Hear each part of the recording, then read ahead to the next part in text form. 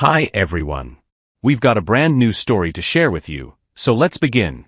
The moment I was sure my wife had stolen my credit card for a European trip, I knew she had crossed a line that would fundamentally change our marriage, though she had no idea that her attempt at financial deception had been documented and would come back to haunt her. After 12 years of marriage, I had become an expert at managing Jessica's expectations and demands, often choosing to accommodate her spending habits and lifestyle preferences rather than engaging in conflicts that seemed to drain energy from more important aspects of our relationship. Jessica had grown accustomed to getting what she wanted, interpreting my willingness to provide for her desires as evidence of love rather than recognizing it as conflict avoidance that had created unsustainable patterns in our marriage. My work as a consultant for financial institutions has provided us with a comfortable lifestyle that has allowed my wife, Jessica, considerable freedom to spend money on clothes, dining, travel, and social activities without requiring her to contribute significantly to our household income.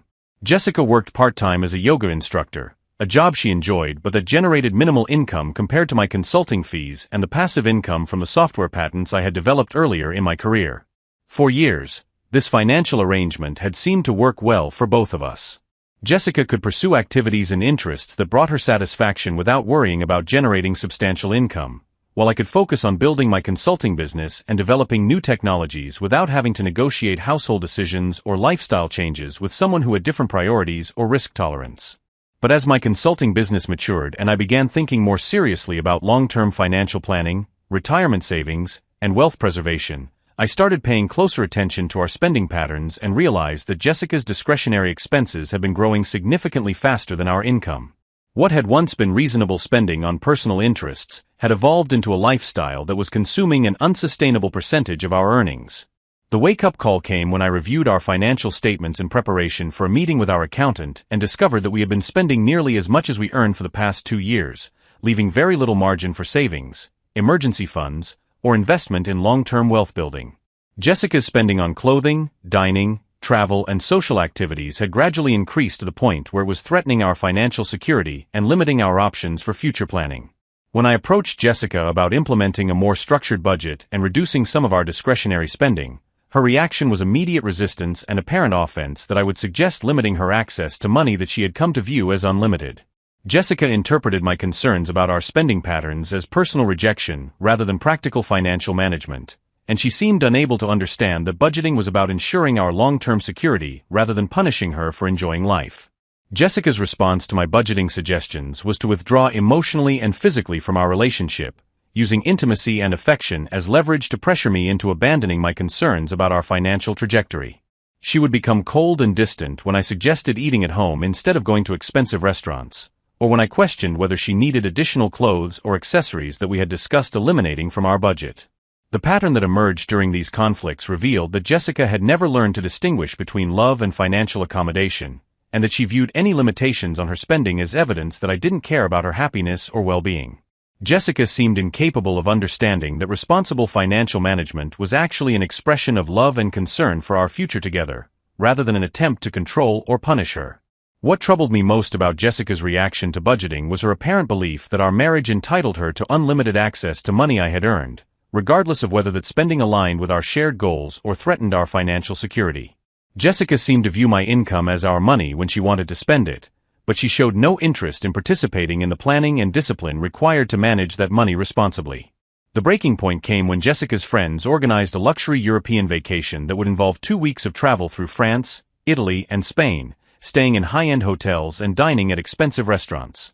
When Jessica announced that she wanted to join this trip, I calculated that her portion of the expenses would cost a lot of money that we hadn't budgeted for, and that would require us to use credit cards or reduce our emergency savings. I explained to Jessica that while the trip sounded wonderful, we couldn't afford that level of discretionary spending given our current financial situation and the budgeting goals we had recently established. I suggested that if this type of travel was important to her, we could begin saving for a similar trip in the following year, allowing us to pay cash rather than accumulating debt or compromising our financial security. Jessica's reaction to my refusal to fund her European vacation was surprisingly calm, which should have been a warning sign given her typical pattern of escalating arguments when she didn't get what she wanted.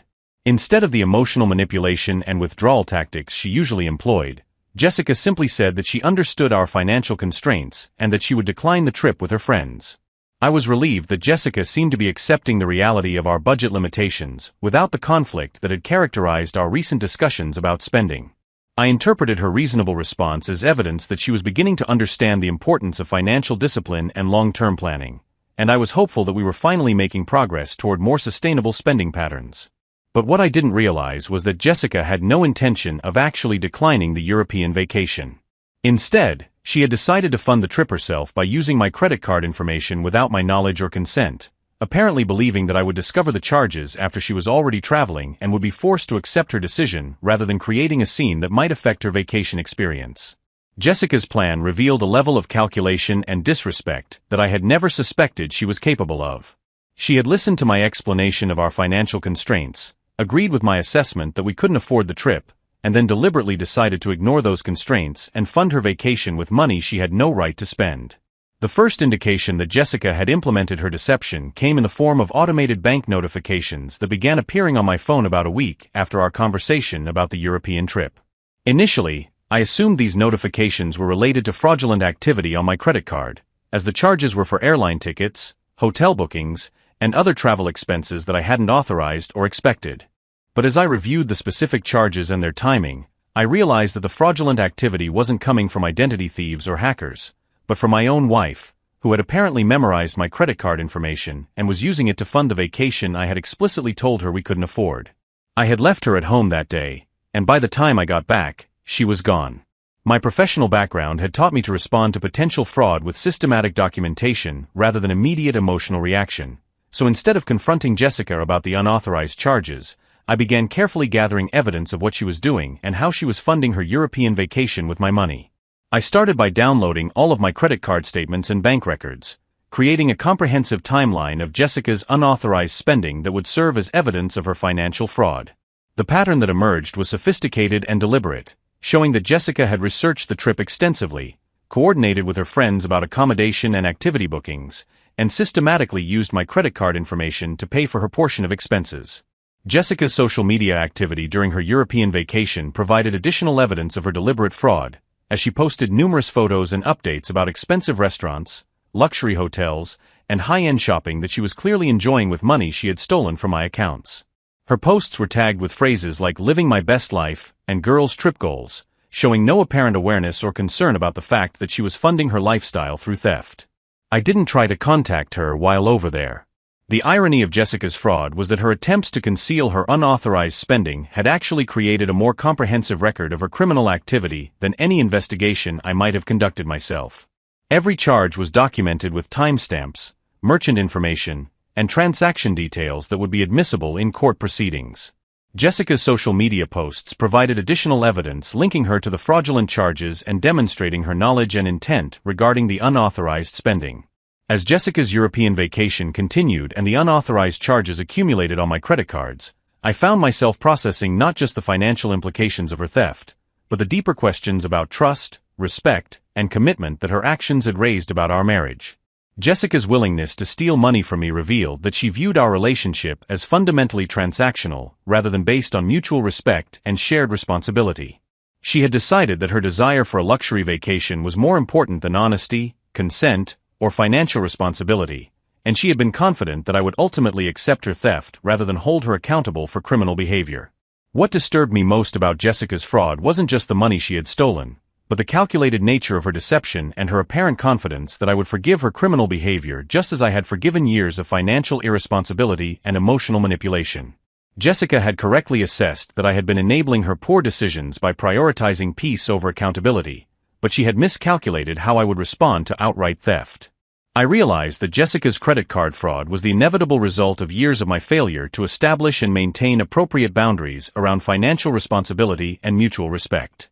By consistently choosing accommodation over confrontation, I had taught Jessica that she could escalate her demands and poor behavior without facing meaningful consequences.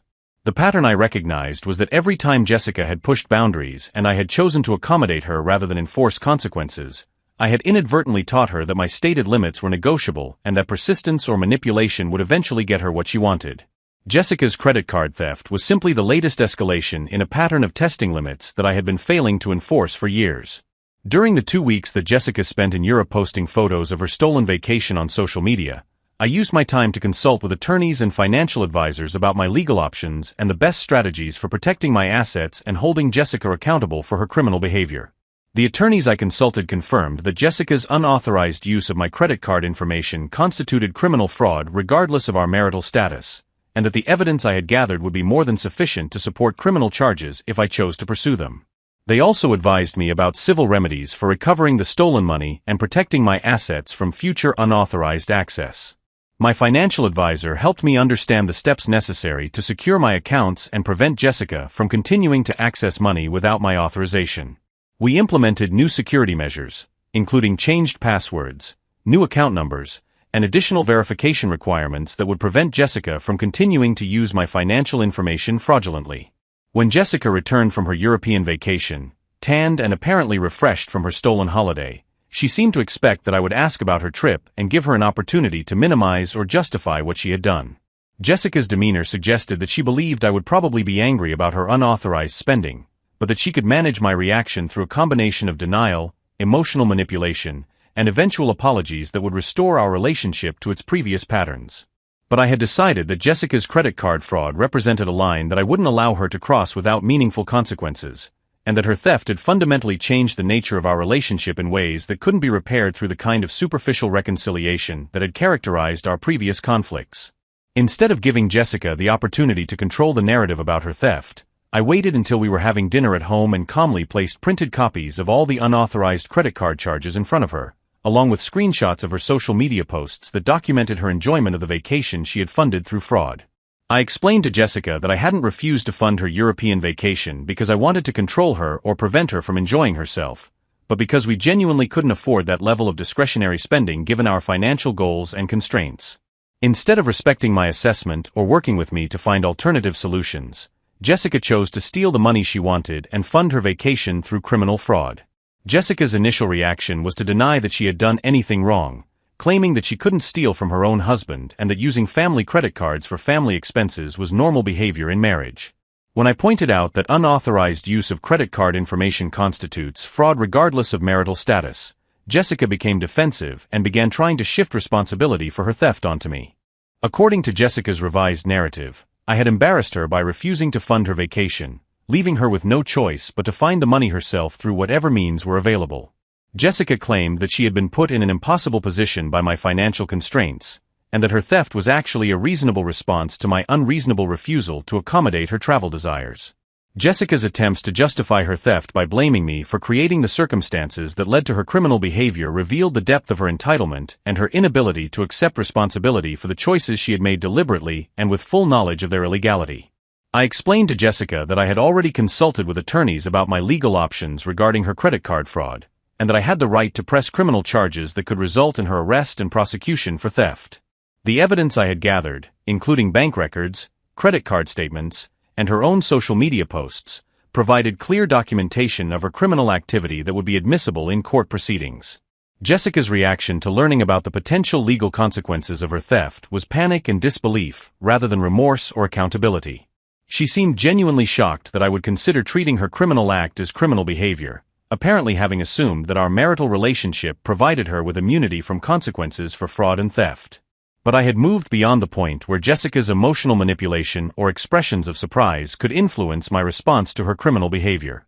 Jessica had made calculated decisions about stealing money and funding her vacation through fraud, and those decisions had legal and practical consequences that I was no longer willing to protect her from experiencing. Instead of pressing charges immediately, I implemented a comprehensive strategy for protecting my financial assets and creating accountability for Jessica's criminal behavior. I froze all of our joint accounts and implemented additional security measures that would prevent her from continuing to access money without my explicit authorization. I also presented Jessica with a clear ultimatum. She could choose to accept responsibility for her theft, participate in marriage counseling focused on financial responsibility and communication, and work to rebuild trust that she had destroyed through her criminal behavior, or she could face the legal consequences of her fraud through criminal charges and divorce proceedings. Jessica's response to my ultimatum was continued denial and defensiveness, insisting that my efforts to protect my financial assets were evidence of controlling behavior rather than reasonable responses to her documented theft and fraud. Jessica seemed unable or unwilling to understand that her criminal behavior had fundamentally changed our relationship and required meaningful changes in her attitude and behavior. When it became clear that Jessica had no intention of accepting responsibility for her theft or working to rebuild trust in our marriage, I followed through on the consequences I had outlined, pressing criminal charges for credit card fraud and filing for divorce based on financial betrayal and irreconcilable differences. The criminal charges against Jessica were supported by the comprehensive evidence I had gathered during her European vacation, and her social media posts provided additional confirmation of her knowledge and intent regarding the fraudulent spending. Jessica's attempts to claim that she had been authorized to use my credit card information were contradicted by the clear record of our conversations about budget constraints and my explicit refusal to fund her vacation. The divorce proceedings were complicated by Jessica's attempts to claim entitlement to assets that I had accumulated before our marriage and that she had never contributed to acquiring or maintaining. However, the money Jessica had stolen for her European vacation was deducted from her share of our marital assets, effectively requiring her to repay the funds through reduced settlement rather than direct reimbursement. Jessica's reaction to facing real consequences for her criminal behavior was continued disbelief and attempts to portray herself as the victim of my unreasonable financial control, rather than accepting responsibility for the choices she had made with full knowledge of their illegality. Even when confronted with comprehensive evidence of her fraud and theft, Jessica maintained that she had been justified in stealing money because I had been unreasonable in refusing to fund her vacation voluntarily. The experience of holding Jessica accountable for her criminal behavior taught me important lessons about the difference between love and enabling, and about the importance of establishing and maintaining boundaries that protect both partners from destructive patterns of behavior. I learned that my years of accommodating Jessica's financial irresponsibility and emotional manipulation had actually been harmful to both of us, creating patterns of entitlement and disrespect that had ultimately led to criminal behavior.